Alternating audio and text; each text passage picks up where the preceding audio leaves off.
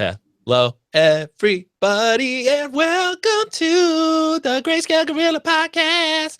I have no clue why I did that. Welcome.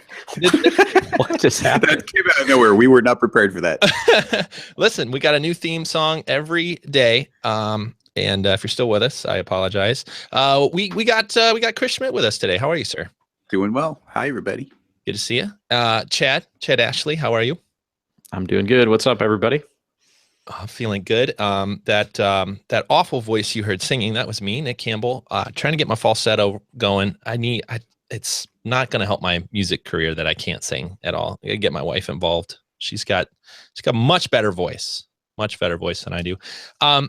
What is today? Here, I had a question. We were talking about this a little bit before we hit record, but I asked Chad, I said, do you think that skateboarders have a high correlation to becoming creative artists? Because it seems to me a pattern. And Chad goes, yeah. And then so we start talking about why, and you had kind of a cool way to talk about it. Yeah. How do you see? Because I see that connection. A lot of people I worked with at DK and you and so many creative people come from this world of skateboarding, and of course the art. Like the art from skateboarding culture is amazing as well to me. Like, what's the connection there? Why do they become artists? I think skateboarding is just naturally creative. I think when you look at a sport that sort of subverts a place for a different purpose, that's creative. When you look at a handrail and it's not for going downstairs, it's for riding. If you see stairs and they're not for walking, they're for jumping over, it kind of forces you to look at the world a different way. And then, like, as a skater, you start to interpret your environment through skateboarding, and you use it as like an expression almost. And I think that part of the sport attracts a certain personality, and that also, with the whole kind of rebellious nature of skateboarding, using a place for something other than it's intended, the fact that it's sort of illegal in a lot of places, it just attracts a certain sort of personality, a creative personality. Actually, if you want to learn more about like the different personalities of skateboarding, there's a great series on YouTube called Epically Latered, and they go back, like, I think there's like over 50 episodes. But they kind of focus on a particular influential skater, and they kind of talk about their story. And some of the really good ones, a lot of them, they're actually really good artists too. They start off as skateboarders and they kind of graduate, and they kind of, like, a lot of them either start their own skateboarding company, clothing company, they're designers, artists, they're really creative. And I think that comes from, number one, they have like some need to kind of express themselves in a non-traditional way through skateboarding, and I think skateboarding facilitates that creativity and nurtures it. And then when they kind of get older, they gravitate towards other things, because skateboarding is not, unfortunately, something you can do when you get, well, you can do it. You can't do it when you're like I can't do the things that I used to do. Strictly because it's just like too crazy dangerous, or just not really, my body just won't do it anymore. But so you're saying they're naturally creative kids that get into it, and that's where it comes from. It's not like the sport inherently pulls it out of you. It's that the creative people are naturally attracted to it because it's this playground, because they can express themselves in a physical way or in a artistic way.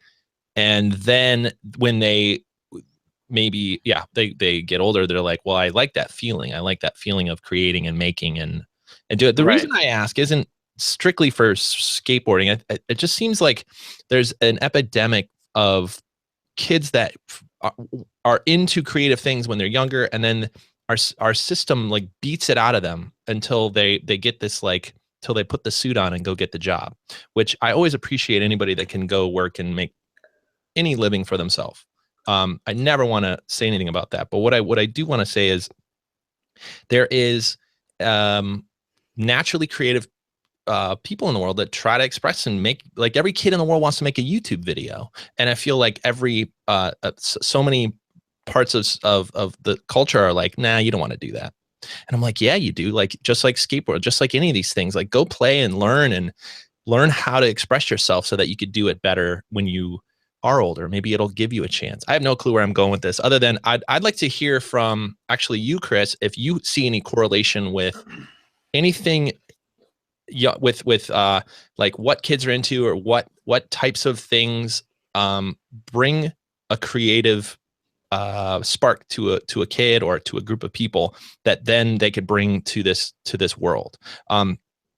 And I also, just while I'm talking about it, if anybody out there has any one of these correlations that you guys have, I'd love to do it. It's just one of these personal topics for me that gets me going about how do we transition and teach everybody that wants to that creative arts are an actual thing.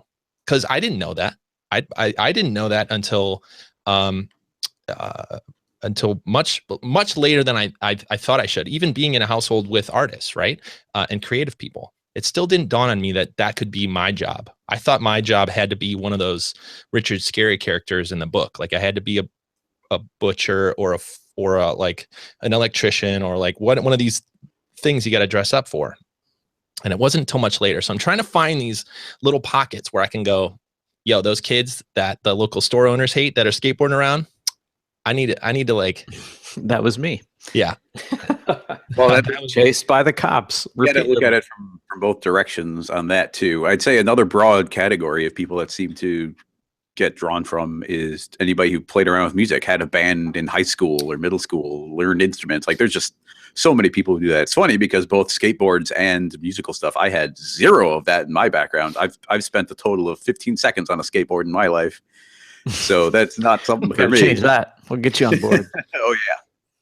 Well, we also talk a lot about what brought us to this world. And I think your story is different too than Chad or I's story, just in the way that you express what you wanted to express wasn't necessarily the like creative end of it. You actually love the making of more than anything. Like you really enjoy, I don't want to put words in your mouth, but knowing you over the years, it seems like your angle on these things is like, yeah, I want to figure out how that's working, and I want to experiment and play, and you get a kick out of like, dude, I made it happen. So maybe there's just like a different angle, and I'm sure there's something, if we dig into it far enough, that there's a group that are making the next Chris out there. Well, but I want to throw out there as a possible maybe solution to this, but it's maybe there's just a lot of kids who skateboarded. So you could go and it's like, there's an unusual number of people who are police who used to skateboard, and there's an unusual amount of firefighters who used to skateboard. What makes it that a skateboarder wants to be a firefighter? Maybe just I mean, like skateboard's a pretty common thing. Yeah, no, it wasn't when I was doing it. It was pretty fringe, I gotta say. There wasn't that many. Like it's totally changed now. Like it's way more commercially viable. Like when I was kind of doing it in high school and college, there wasn't skate parks, there wasn't a lot of skate shops. It was way more subversive, underground, smaller group of people doing it than there is now. Like there's television shows dedicated to it. There's you can make a living from jumping from piece of furniture to piece of furniture these days. So yeah, exactly. So it's like totally different. But that's my new YouTube channel, by the way. I remember when I was a kid, dude, like the goal that I had was way general. It was just try to get a job where I didn't have to wear a suit. Like that was my goal, was like, just if I can just get a job where I don't have to wear a suit every day, I feel like I did it right. And I just told somebody I was talking to this about last night, and I told this guy, I said, I consider it a success that I wear jeans and a t-shirt to work. And that when I asked my team, that's you guys, what time we should have our Monday morning meetings, that we all picked like late, like late in the afternoon. And that it was okay that we all show up to do our Monday morning meetings at 10:30 Central Time and 11:30 Eastern Time, which means, I don't need to I'm not a morning person, right? Let's just be straight up here. I like sleeping in. I like staying up late. And the fact that I could build somewhat of a world around that, I consider it a success.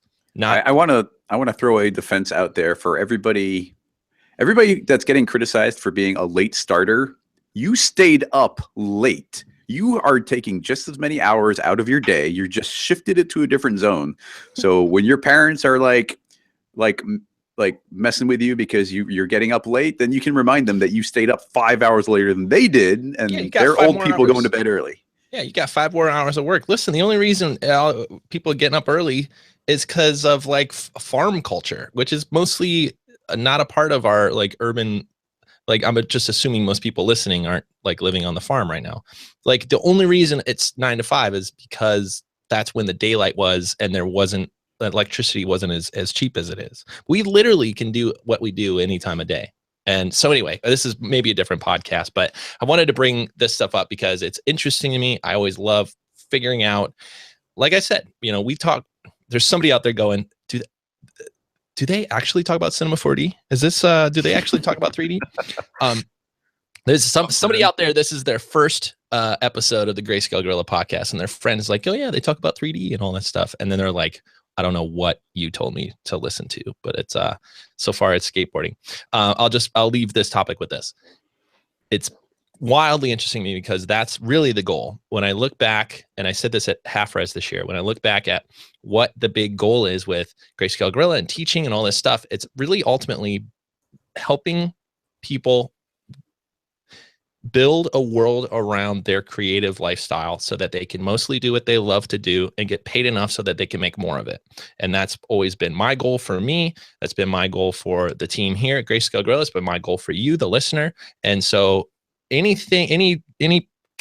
connections that I could try to snap together for me personally, or for my friends, or for my friends' kids, that I could like get to that goal for them is what it is. So if skateboarding's the answer, let's go. Let's get that skate park rolling, because I'm ready. I'm ready to break an arm. Listen, it's a lot of TV I missed out on, and I think I'm waiting for that day where my arm's gone, can't get work done for a month, and then you know what? Maybe then The Wire is on my list or something. Oh, good pick. But anyway, let's get to the real topic. Let's just put Nick back on the rails.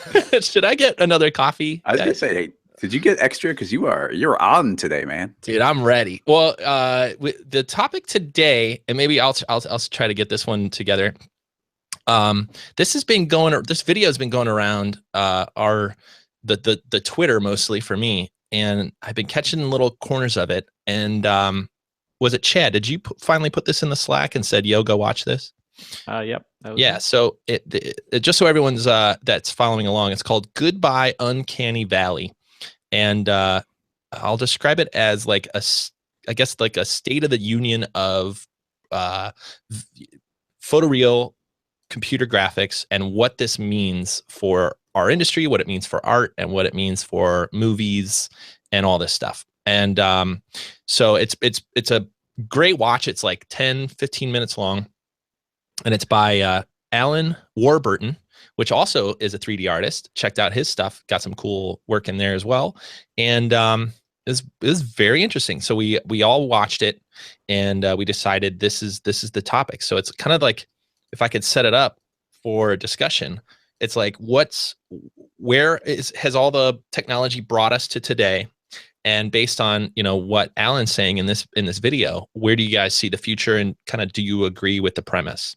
So I'd say, let's lay out really quickly. The basics of the video are that technology has progressed far enough that photorealism is totally achievable, and that it's getting pretty achievable even to like independent artists, and that a bunch of things like simulations and liquid sims and dynamics and shaders and lighting, a lot of that's almost coming along for free now. So you can take that as that's just the nail you have.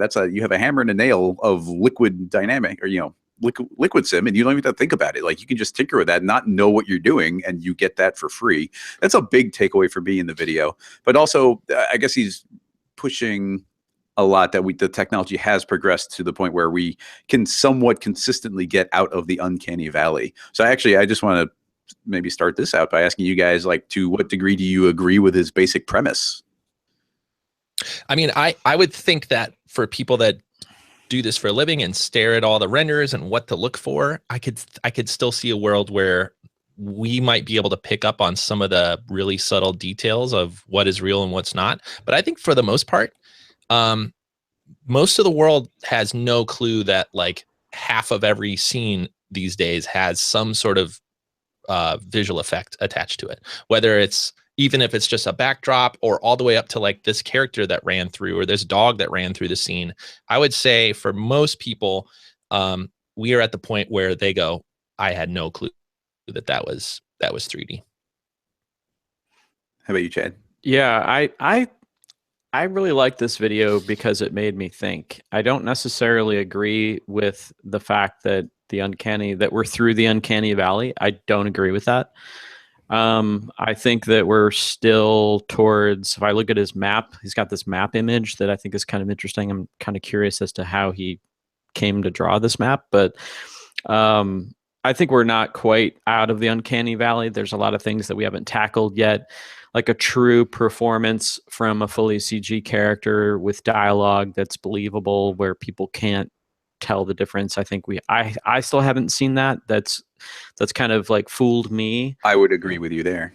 But I will say for a lot of other things, we are through it. Like all the things that we're talking about, like ancillary effects, like some of the shots from I think they use Avengers Age of Ultron in the video.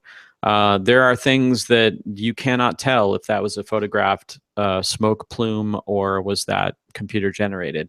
So I think there's simulated things that I think we've totally achieved realism on.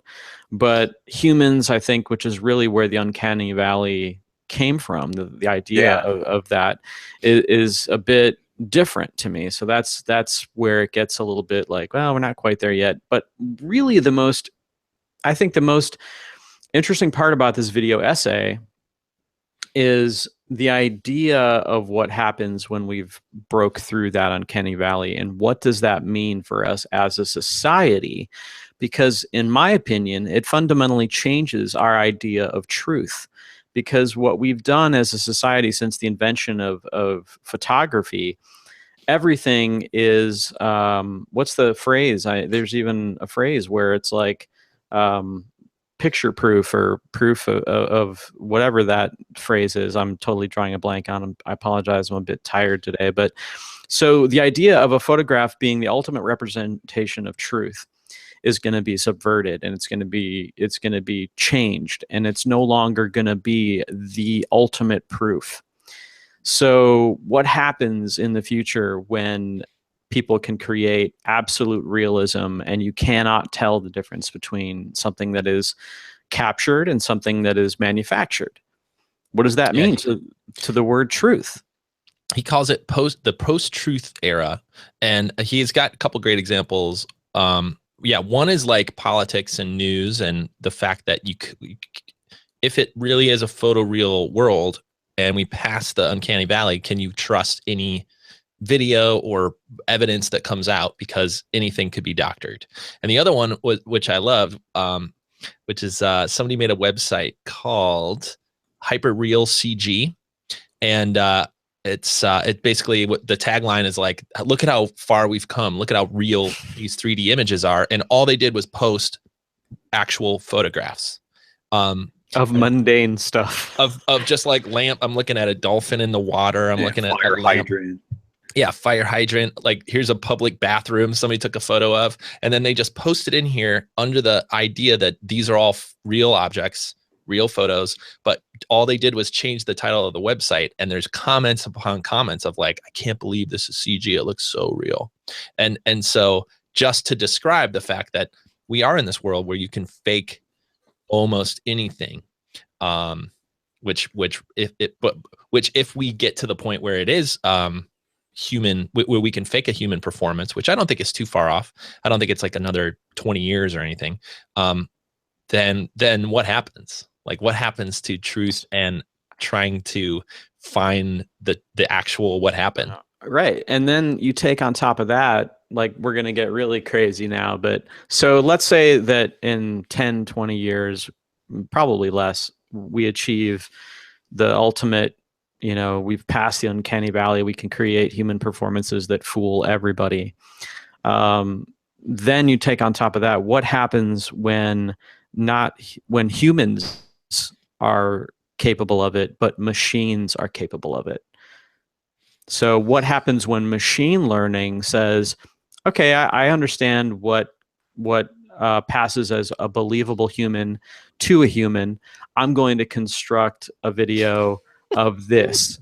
And like that is going to happen. Like that is already sort of happening. I would say that stuff is very realistically already happening. I want to throw this out there. I think it's an absolutely fascinating thing, but the entire thing with all like the fake Facebook ads and information and news stories, I'm really fascinated with a bunch of AI and cutting AI. There's like that new AlphaGo Zero that came out. Like AIs are just crazy teaching themselves stuff. But Facebook had an algorithm. They had software that was trying to optimize clicks. Well, to preface this, that you could have it's like, oh, when an AI goes rogue and you tell it to make paper clips and it starts making paper clips out of everything and it starts like killing everything to make more paper clips and whatnot. It's like, all you have to do is give it the wrong information. You're going to get results you didn't intend. This stuff is literally happening when you go and you have software that Facebook is told like, hey, go, we've got these, we know, how to get clicks, but get more clicks. It's like, oh, people are clicking more on this type of stuff. And it's going to keep putting more of that type of stuff in front of people. This is literally already happened. And we just don't think about it that way. It's crazy. Yeah. The AI will stumble upon something that works. And then it still takes a little bit more human to look at that it is working and replicate it and try to refeed the algorithms and stuff. But that stuff's happening all the time. It's like every quiz that says nobody gets 100% on this quiz is designed to make you feel smart and take the quiz. And then when you get 100%, it is designed to make you brag on Facebook.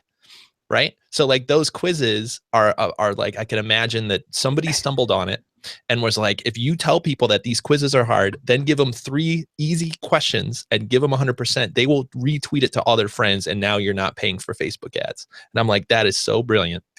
And that you got to keep in mind that there's like a Darwinism survivalist aspect to this.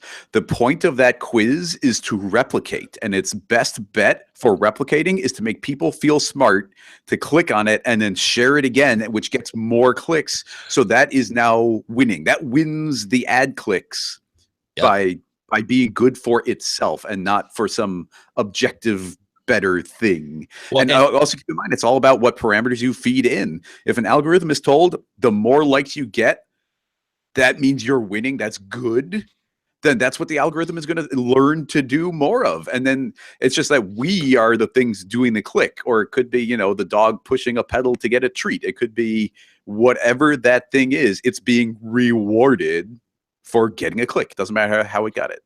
Well, and to get to the 3D stuff, the fact that you could render so quickly as well, if you combine that with AI and you combine that with, if we passed the uncanny valley and you could really make a character say whatever you think they should say, then you could run an experiment where they have a video of this person in office saying 50 different things. And if you agree with the thing, then you're going to be the person that shares it and shares it with their friends. And so now if we talk about post-truth, did he say it? Like if I wrote a script and wrote 50 different things that I would say, and then my digital character performed it and it looked like me, did I say it? And if I could get 50 more videos out because of this 3D technology and they model me and they, whatever, is that, what do you do with that? Like, that's what I'm talking about. That's the scary part of the post-truth. That's it's only scary if it's negative. It could also be positive. It will always be both, but it most often it's deception, and you can look at it however you want. The fact that you even brought up the fact that you'll be able to use, make it easier for you to put out content or whatever and have it replicate yourself. That's deception. But that's what digital social media has done is deceived the idea before Twitter, I had to be in, or before the internet, I had to be in the room with 10, 20, 50 people in order to get my word out to 10, 40, 50 people. And then with Twitter, we deceived people and said, well, I don't need to be in the room with you. I could say it digitally and everybody could see it. And once YouTube came out and Vimeo, now we can say it once and put it on video, and hundreds and thousands of people. But that's because because you owned up to the fact that it's deception. Like, no, that's no. okay. Well, I want to put you can say that. I want to make sure you guys aren't talking past each other. I think if I took a clip of Nick, and let's say we had the software and you could just magically make Nick say anything. If I take a clip of Nick and make him say a bunch of things that he doesn't approve of, that is now deception. But let's say there's some super in the future, Facebook is like, oh, go ahead and record an ad. You're going to say all these keywords and what's the product you want to sell? Give us the facts of the product. We're going to computer generate 50 different variants on this. And those are going to go out and you're going to get to watch them. And we're going to see which one is essentially you've approved of all the inputs. It's going to create a output that you approve of and everybody sees it. This is now this message is approved by me. It might as well have been Nick saying. It's like when any campaign video, it comes out, it's like this message was approved by blah, blah, blah. Right. Like the buck stops there. If Nick put the inputs in, he said, I approve of this going out. That is now on Nick. If I did that on Nick's behalf and he doesn't approve of it, that is now deception.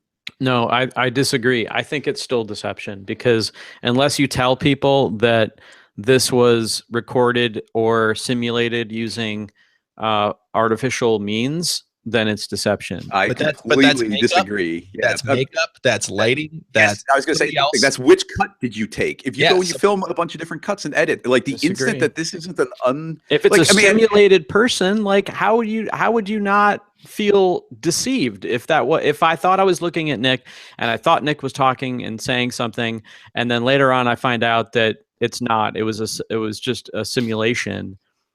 That's deception. Right. Yeah. I mean, if you feel that way, there's no saying negative. I can't I think tell you not to feel that way. We live in this really weird time right now, which is great. It's kind of fun, crazy to think about, where we're able to see we're able to see the beginning of the Uncanny Valley and the end of the Uncanny Valley.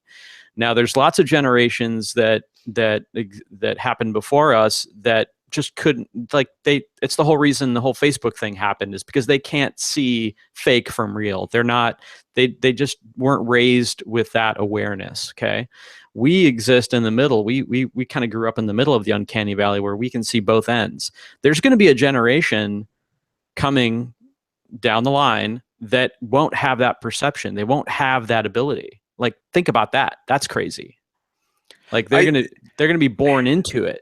Right. So they don't even know pre-post truth or whatever that is. Like that's going to be a reality to them is not going to mean the same thing as it does to us. Well, we're all agreeing, I think. Yeah, we're definitely all agreeing there, but we don't. Weird. I don't want to overstate it here. This is just like there's all sorts of stats and stuff out right now that right now is actually one of the, I mean, it's like the wealthiest time ever to live, but violence, considering how many people there are in the world and the violent acts that are happening, everything from wars to genocide to murder, those numbers are incredibly far down. But we are hyper aware of it. Like every news story, every headline, every broadcast is all about the horrible things that are happening. And it could partially be because we're being overexposed to the bad things. So we're compensating to make things better. But the point being is we're being deceived into thinking things are way worse than they are. So we're hyper aware of it. But on a pretty fundamental level, if you go back in time, go to World War I, go World War II, newspapers and film reels and all of that stuff, all that was effectively deception. It's all propaganda. It's limited information. If you read an article in a newspaper back in World War I, that's just the way it is. And you didn't have a way of distinguishing if it was true or if that quote happened or if this battle actually turned out well for your troops. You didn't know one way or the other. So now there's a video, but I think people will just, and it won't happen fast enough, but people just have an awareness that you can't blatantly trust these sources just in the way you can't blatantly trust a newspaper. I think in general, people will be inclined to agree with it if it's something that sounds like it's good.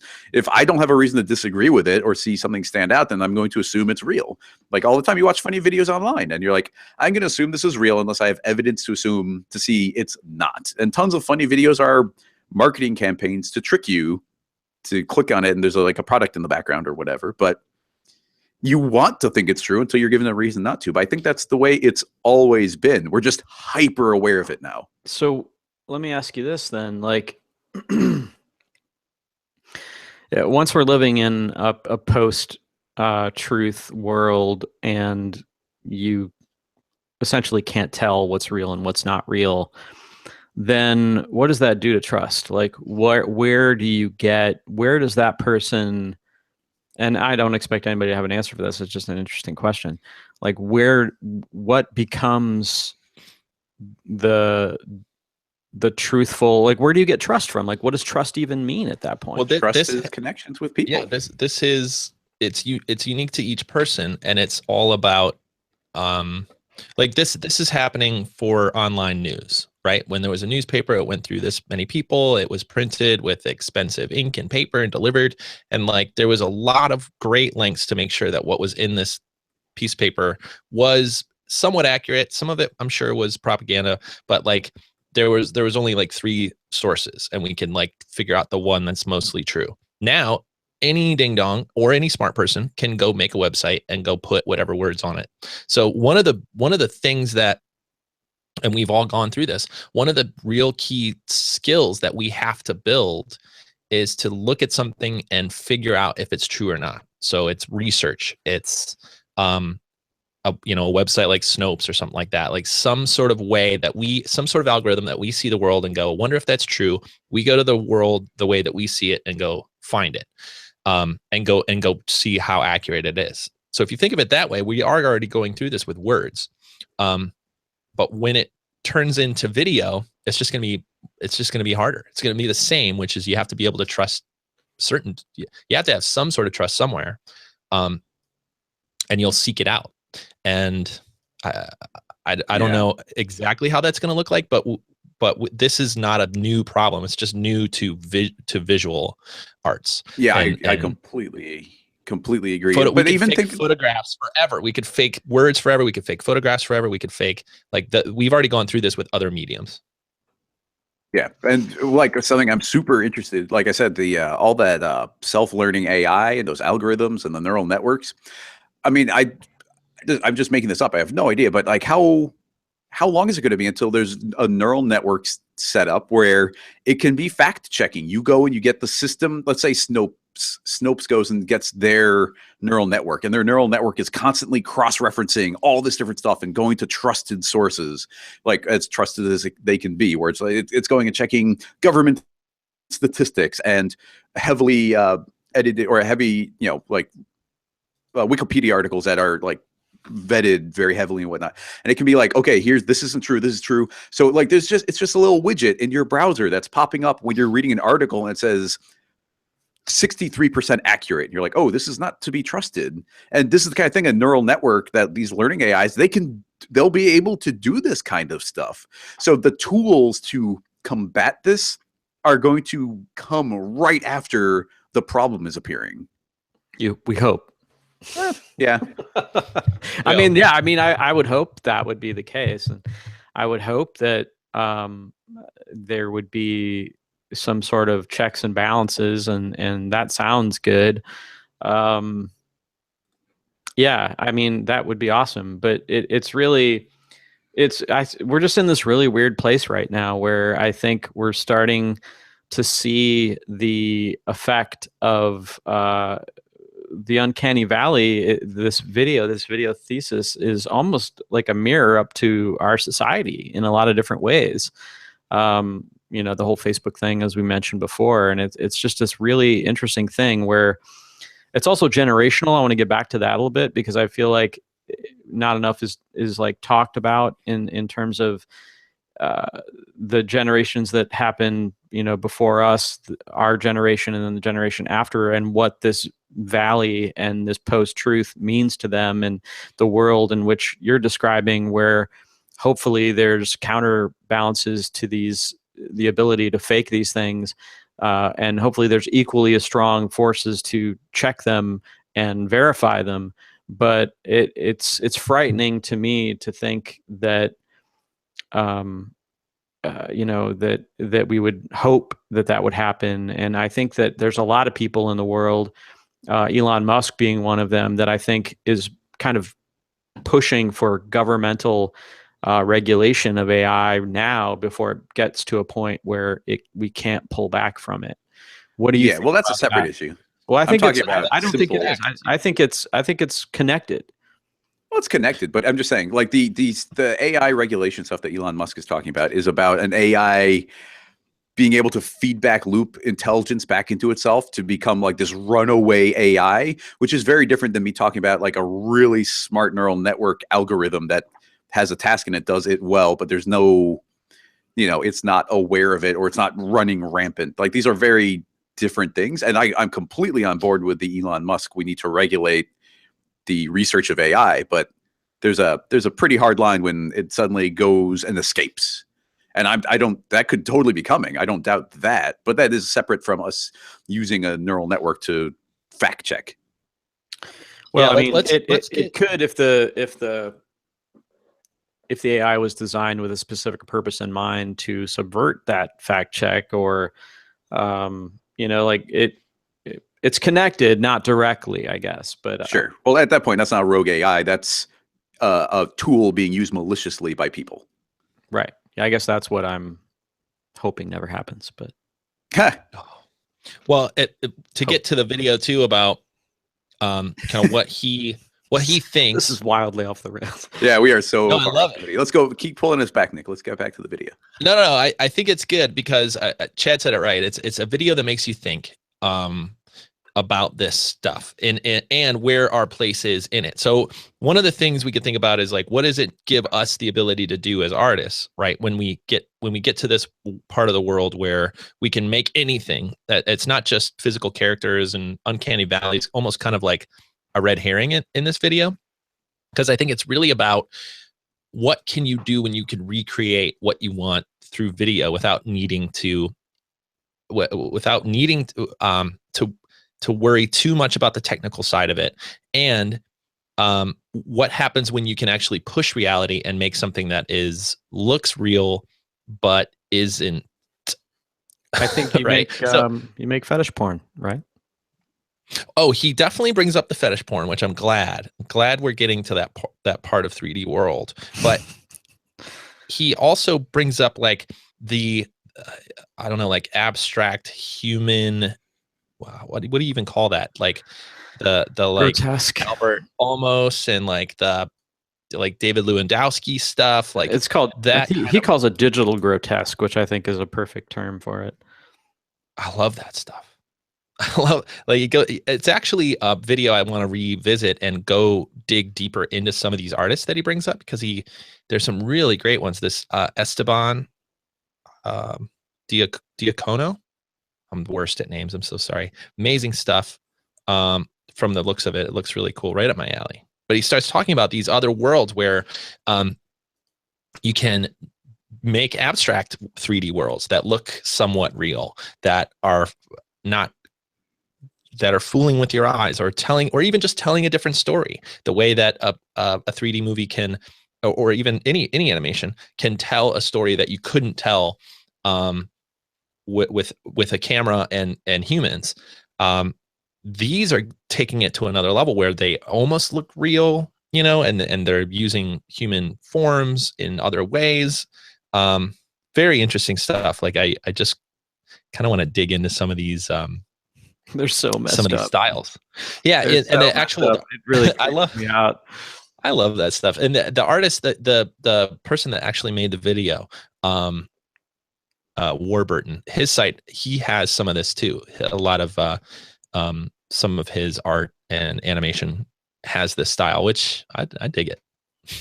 So yeah, if you're just looking for more, that goes into abstract art for me, which is I just don't get it. Like I appreciate the technical aspect, and there's an interesting element here about the juxtaposition of kind of anybody having access to aspects of it that are photoreal. like I said, if you can go and do fire and smoke and water simulation, and that gold looks exactly like gold should in this realistic lighting environment, like there's an interesting juxtaposition there. But I get a little lost about like the meaning behind it. Well, I think that's why something like the Octane, / daily render bubble that we're kind of in right now is happening, because you can very early on in your 3D career, let's call it, whether or not you even want to do this for a living, if you just look at this stuff and go, wow, this is technology that is relatively affordable, that I could get on my machine and start making art like this, I think it pulls a lot of people into trying new things, trying this art out. And there's a lot of derivative stuff that'll always happen with any new, as soon as the tools become accessible to anybody, there's a ton of derivative art.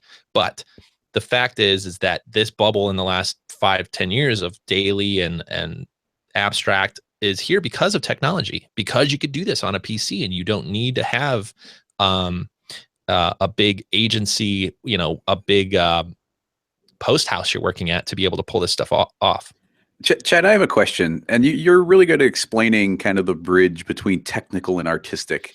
And this is just something that I think is just entirely lost on me. Maybe I just don't have that part of my brain. And maybe it's I'm too deep into the technical. But if you go and you can go and download some Arnold shader that's like a perfect skin, and you can go and download a Greyscalegorilla HDR and put it and light it up. And then you go and you download a high-res model of a human body. So you get like a naked body. And then you go and you drop a soft body tag on it, and you drop it, and it oozes down and flops on the floor. Like, I don't get it. I don't get where there's any appeal here other than like, it can be kind of mesmerizing, but I don't get it. I'll try to explain it to you, but it's definitely, I'm not going to pretend that I fully get it either, but here's my interpretation of it is that what you're describing is a lot like people's complaints about abstract art. Let's just say Jackson Pollock. Like I can go to the hardware store and buy a bucket of paint, and I can go make a canvas and I can put it up on a wall and I can splatter paint all over it. Does that make me Jackson Pollock? No, it doesn't, because you didn't do that. He did. So the people that are groundbreaking in this digital grotesque world, I think are the Jackson Pollocks. And then of course there's derivatives, as like Nick mentioned, there's derivatives in every which way, especially when something like this is so accessible. Okay, but if you think about the digital grotesque stuff done with humans, specifically the naked bodies flopping around and doing things like that, the reason that I think it's interesting, it's not for me, it's not something that I look at often, but I can appreciate it from an artistic point of view, because what it's doing is it's taking the human form and doing something that has never been done before with it. So the technology allows people to look at the human form, which has been portrayed since the dawn of time in as many different ways as humanly possible, but never portrayed in a way that makes you feel uncomfortable to the level in which some of these pieces do. And that's the attraction, I think. People want to push how far they can go with the human form to elicit an uncomfortable response from people.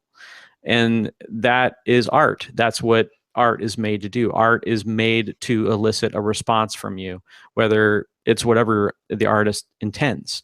So, well, I guess it's the intent. Now, something like David Lewandowski's Walk to the Store, I get that. I love that. It's amazing.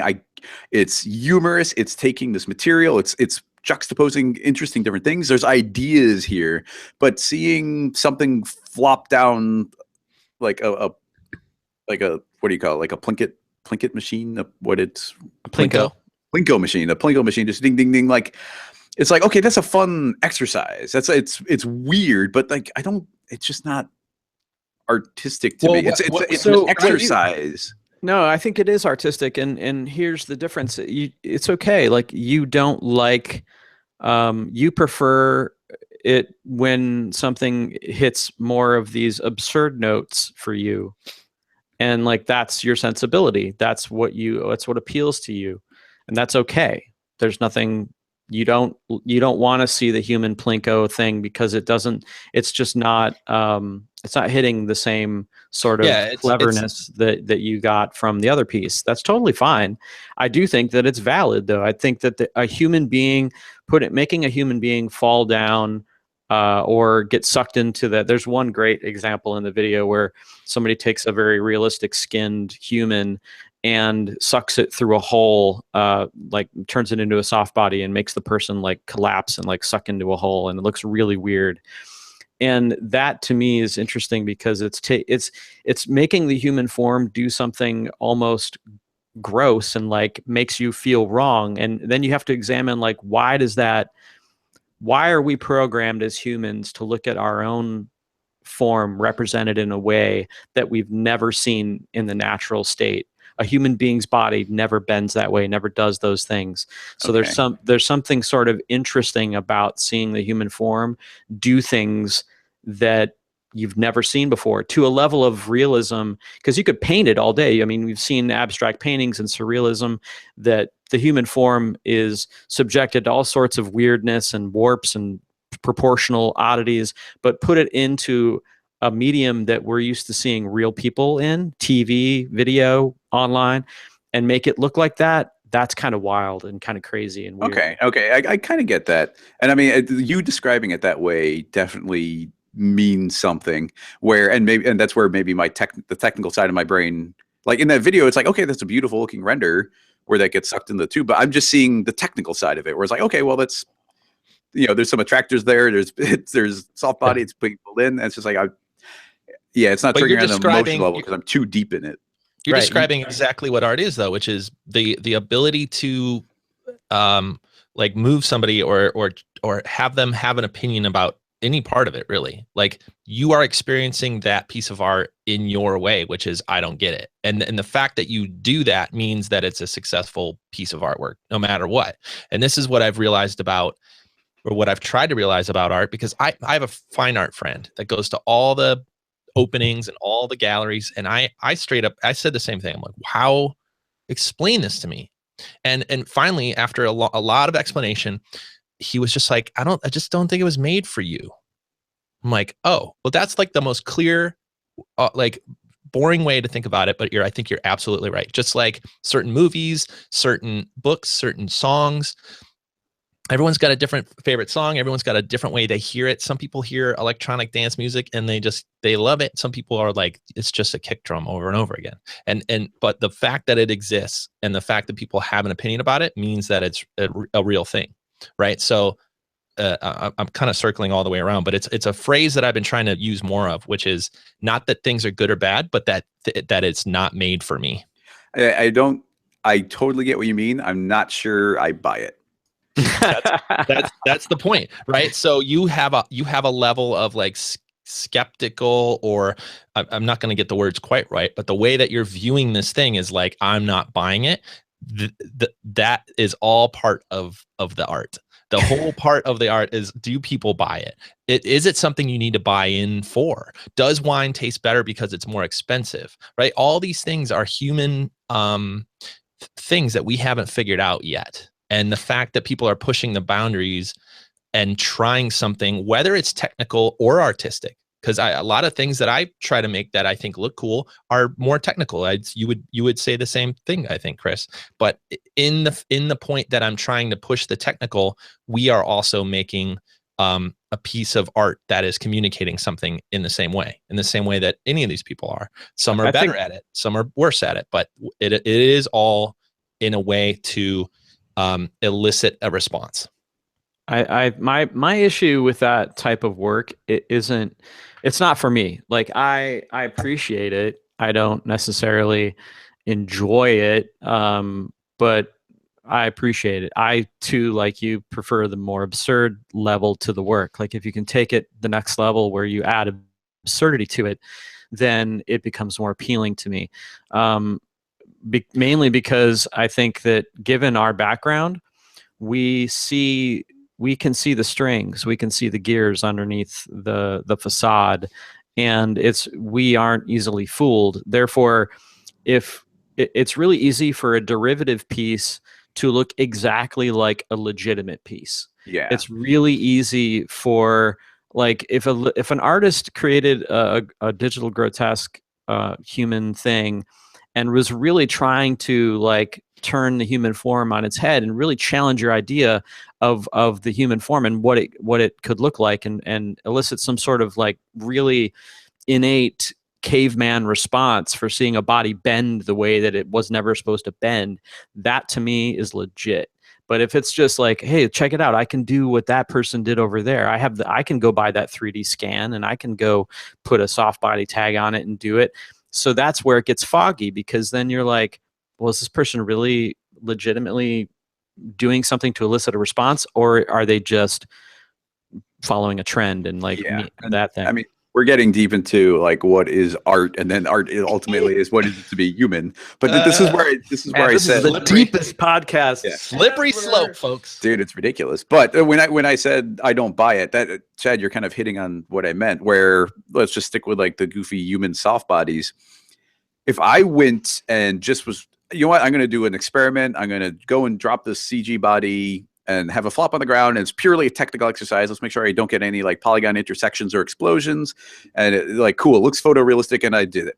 Pure technical exercise. And now there's some super fancy artist guy who's saying, I'm going to do these super high-end things and call attention to like the human form and try and elicit this response from people. And I put these two renders in front of you, and you can't tell which of us made which one. That's a problem to me. No, and I think intent. About intent. I think intent is everything, but intent to me is I have an idea, and I'm going to communicate the idea as closely as I have it in my head into your head through this medium. Well, and the more accurate that is, the more successful it is. And if you accidentally get emotions that are not in sync with that, that is at that point pure coincidence, and you might as well be looking at a natural rock face or a forest or something. That's it can fine. still be beautiful, Yeah, but I would photographs. Call that art. What about photography? Is photography not art? If someone happens upon a situation and clicks a picture and it moves you?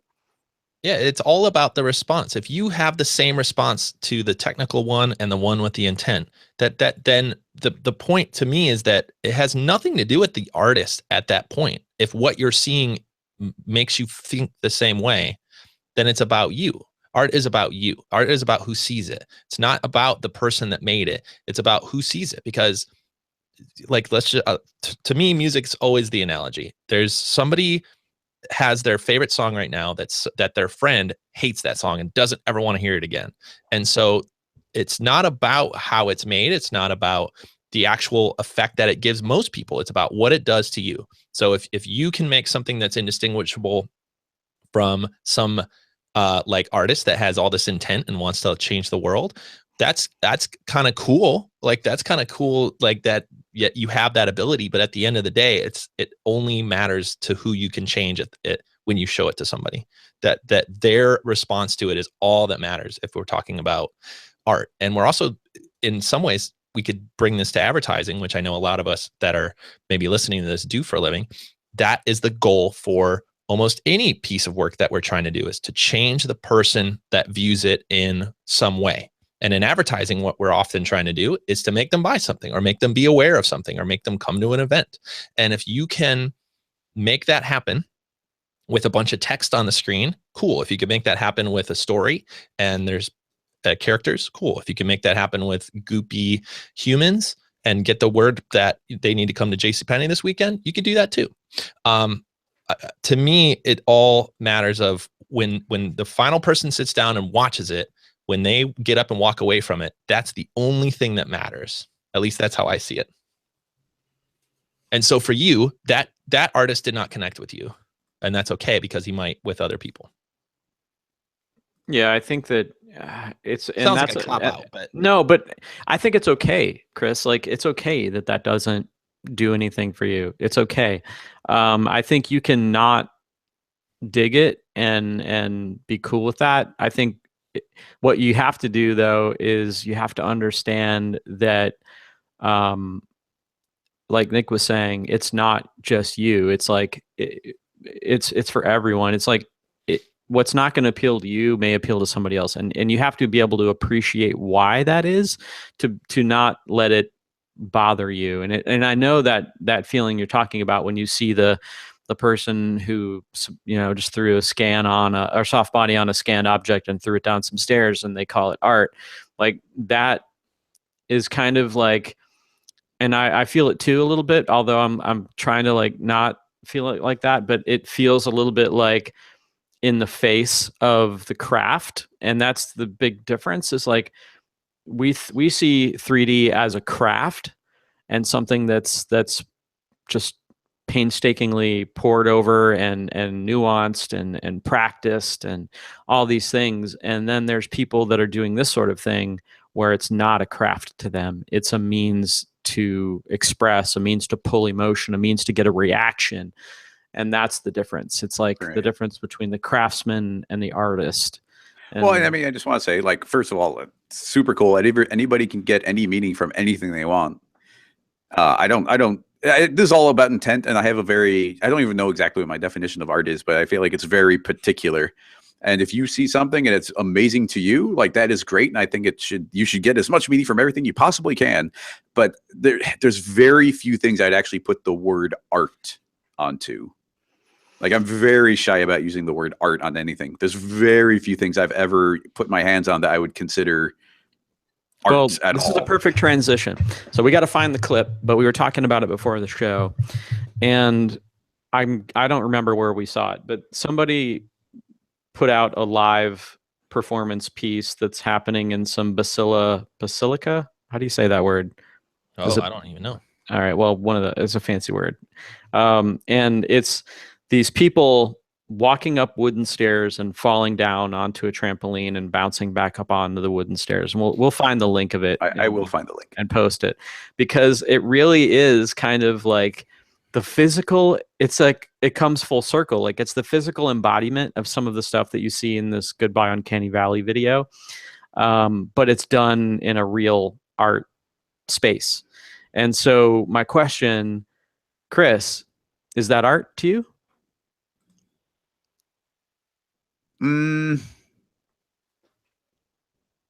I don't know. Everything is always going to fall into a spectrum when it comes to that kind of stuff. It's very artistic. Okay. Well, then by definition, it's art then, right? Yeah. I think that is, it's a tough topic to nail down, but I love this, man. This is like one of my favorite podcasts we've done right now. What I like about it is the context is all self-aware, right? So what makes that kind of cool for us to talk about is that we see all these 3D things that look like it, right? So maybe somebody out there that doesn't come across a bunch of 3D characters flopping downstairs the way that we do, they're going to see this, like, people jumping on stairs onto a trampoline thing and not connect to it in a way that we just did. And that's to me the point, which is cool, which is like, maybe they didn't even make it for us. Maybe the people that made the stairs and the trampoline have no clue about these floppy 3D. What's the better term that the guy said? I think it's digital grotesque. Well, it's part of the frontier, he calls it. Like, right. So maybe the artist that makes the physical stairs with the humans doing this have no awareness of the 3D, but because of our background in 3D and seeing these floppy stairs, we react to it in a totally different way than it was even intended. And that's kind of the weirdness of, to me, that's what's so great about that piece. I just think it's so brilliant on so many different levels. When I first saw it, I was like, oh my God, like, they like somehow, you know, comped one of these sorts of 3D animations into a museum, and they're trying to make people think that it was actually done for real. And then I watched it, and I'm like, oh my God, this is real. And the fact that they put everybody in, like, you know, a gray shader ball kind of like clay shader like outfits. They had them repeat the motion so perfectly. The fact that it turns around like a zoetrope almost. Yeah, so it looks like they're not moving forward. Yeah, it's incredibly clever. Right, and it's also called The Mechanics of History. Oh, there you go. That's a link in the show notes. Yes, you must watch it. It's brilliant. I just find it to be really incredible, but mainly I think it's for me though. Like, I think it's going to appeal to, people that don't have the sort of insight that we do in a completely different way, like Nick was saying. But I have a feeling that like this was so made for people like us to like appreciate it and just watch it and be like, oh my God, yes, like finally somebody is doing it. It's kind of goes full circle. It's taking the frontier digital grotesque stuff and saying, look, we can do this for real. This doesn't have to be on a computer.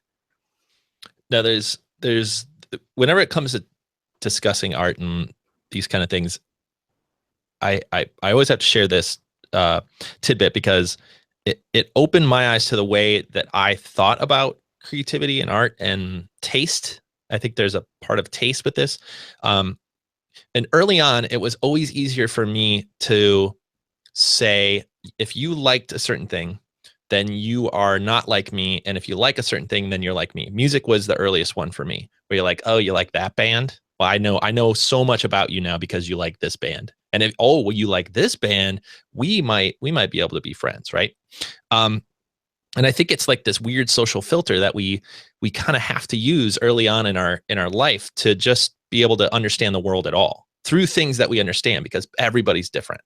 And as you get older, you start to understand that there's more gray area and that you can be friends with people that like other music. Or some people figure this out, I think. But and it's really hard. And it is really hard, especially if they turn it up.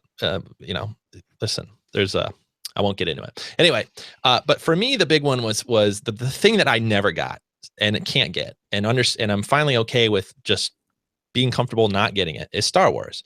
And it's one of those things that many people get, many people were around. And when I was a young punk ass kid, and in a lot of ways I still am a punk ass kid, I would ask, how in the hell could a smart adult, which I consider you, whoever I'm sitting next to, like such a stupid ass movie like Star Wars with puppets running around?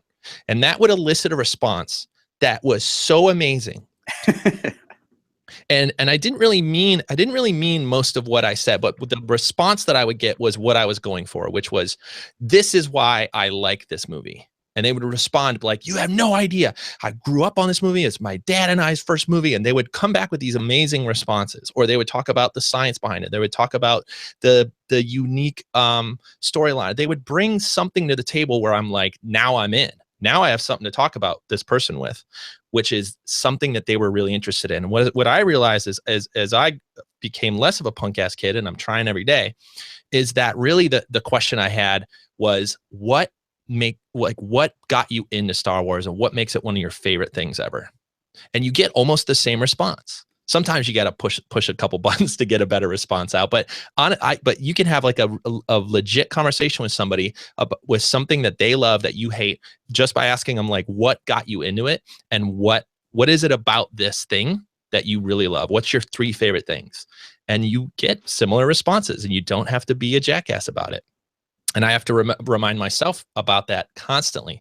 But to me, that spoke to me as I realized that getting older about art. That was what art was about. It was about response. It was about how people feel about it. It's about that their family took them to the movie. It's about that they had the toys when they were a kid. It's not a thing that you can really spell out, that if there's almost nothing that people could say that will make me love it. And that's okay. And that's what's cool about art to me. That's what's cool about almost everything that is in the world. You walk into a store and there's hundreds and hundreds of little trinkets and things that don't speak to me at all. But there's that one thing that's just enough vintage and just enough cool and just enough about pinball or whatever it is that my eye is attracted to it. And I'm like, that's the thing. That's the thing for me. And that's what's exciting about this video, in a way, kind of to get back to the video, is that more and more people are going to have tools to be able to create something that might change somebody's mind, or might provoke a response, or might, I don't know, like do destroy something, politics. Destroy politics, yeah. just the right way. To tie it in and maybe wrap up here with your Star Wars, is if you want any evidence that the Uncanny Valley is alive and well, all you have to do is go and watch the newest Star Wars movie. and look at the Grand Moff Tarkin and the young Carrie Fisher to see that we're not quite there yet. Ouch. Tell me you weren't creeped out by those. No, it was creepy. It's good. I think you're right. He's off on that one. Like talking to a camera character is still a little bit off, but I don't think it's too far off. I don't think it's 10 years off. I think we're close. When I see filmmakers, and I know we're going to wrap up, but when I see filmmakers make that decision, I just want to like shake them and be like, why? Like, why? Like, nobody's going to care if you cast someone that looks like him or is at least Mon Mothma. They cast Mon Mothma again, the lady who's in charge of the rebellion, and it's great. It's perfect. Yes. Nobody questions that. Like, they swap out characters on sitcoms and like, you know, this character is now played by this person all the time. So why spend what I can assume to be at least hundreds of thousands, if not $1 million, developing a digital Moff Tarkin, and just find somebody that's close? That's all. You know, like it's not hard. It's not a big deal. People aren't gonna like boycott the movie. You certainly won't creep out people like us, and everybody wins. So until we're through the valley, just do better casting. Just cast them. But the tech to get out of the valley, though, is being developed by trying to do these shots, which is the only counterpoint to that. But it was still creepy. That is true. Every time they try to push that, they're getting a little closer. But I know I made a puppets joke, but guys, puppets work. You know what? Still looks great? Yoda puppet movie 1 Yoda. This looks amazing. They have that seagull song I can't get enough of, which might be the most. That is the funniest thing I've ever. Pretty good. I'll put a link to that in the notes as well. Definitely, if you haven't seen seagulls with Yoda, but that footage looks amazing. It looks like it was made yesterday because it was shot on film, high res film with a puppet. And you know what? To me, maybe this is just me being born in the 80s, but to me, a puppet is just always going to be timeless. Just if it looks like a puppet, nobody will look at that later and go, you know, computers have come a long way. Nobody, because it's a great looking puppet. I can say one person did. Oh no, he said I could do it better. George Lucas. He said I could do this better. Give me all those George Lucas. The worst of all. It's not a catch-all because Yoda in Star Wars Episode 1 was a puppet, and it was a very different puppet. It was kind of creepy, and then he went CG in the second and third. So I didn't mind Yoda when he went to CG because he was okay. You know, like just when you're watching Yoda for the first time in Empire, and you're like, I don't know, like you probably saw when you were a kid, so you're just like pretty forgiving about that shit. But the whole time you're like, how is this thing a Jedi? Like, how could he possibly fight? Well, that's the magic. And then we got to wrap up. That was like the one payoff of the Lucas sequels, or I guess are they prequels? Yeah, they're prequels. Is like seeing him finally kick somebody's ass. Like that was the only redeeming part of those films. It also helped ruin Star Wars, but that's another topic. another podcast. Oh my goodness. 2 things before we go. If you have a topic, please drop it in the comments. We're always looking for topics. We have a list here. We clearly didn't go with one of yours. We went with one of ours today, which I love. I appreciate that you guys like talking about this stuff because you could have a podcast forever talking about what art is. I don't think that'll ever get boring. But second, what do you guys think? You know, we teach a lot of software. We do a lot of talk about design and how to make things on all of our tutorials. We sit here on this podcast and try to talk about some of the harder stuff to figure out, some of the gray matter that has no right answer. And man, we sure get a kick out of it, but we'd like to know your thoughts as well. How can we help you in your career? That's our goal. And mostly thank you for listening. And, you know, I'm open to Star Wars. One of these, I'm going to watch the new one. Maybe that's the one, because that looks pretty good. The one coming out in December? No, the last new one. Oh, the last new one. Have you watched Rogue One? Yeah, Rogue One or Force Awakens? Force Awakens, I think, might be the one that trips me up. But what's the one with the new ball guy? Because he's a cool character. The soccer ball guy. Oh, that's BB-8? Yeah. Oh, yeah. Okay. Yeah, that's pretty great. Yeah, he is awesome. I'm trying. You know what? I'm trying to be less of a cynical weirdo every day. I don't think anybody on the history of motion design would ever call you cynical, but I'm mostly positive. But yeah, there's definitely some eye rolls back in college for people that listen to Sublime. No offense. I love you now. I'm with you on that one. I think I am so with you on that one. Oh man, see, I work years and years to push the cynical suburban kid out of me, and what happens? And you talk long enough on a podcast, and it just starts coming out. I love you all, folks. I appreciate you. I appreciate you listening, and thank you guys for talking about this crazy topic. That was fun. I'll see you guys again in another Greyscalegorilla podcast really soon. Goodbye, everybody.